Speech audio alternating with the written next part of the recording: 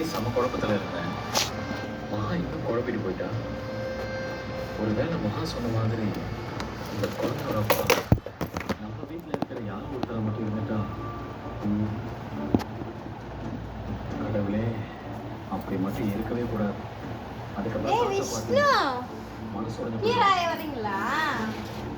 இங்க பாருங்க, இப்படி ஆடிச்சு போகணும்.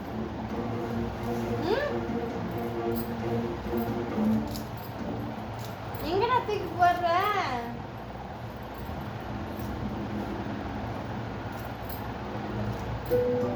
இது சோறு, இது பருப்பு, இது நெய், இது குழம்பு, இது ரசம். கருவேப்பிலை உருவுங்க சாமி. அம்மா உருவி தர மாட்டீங்களா?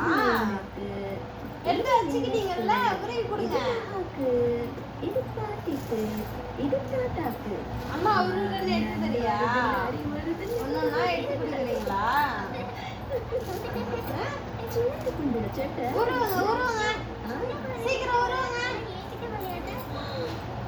டேய், நீ சின்ன குழந்தை இல்லையா? பெரிய மனுஷியா நீ? கொஞ்சமாச்சும் பெரிய குழந்தை கூட விளையாடுற மாதிரி விளையாடு. ஐயோ, இது தெரியாமல் போச்சே பெரிய மனுஷி.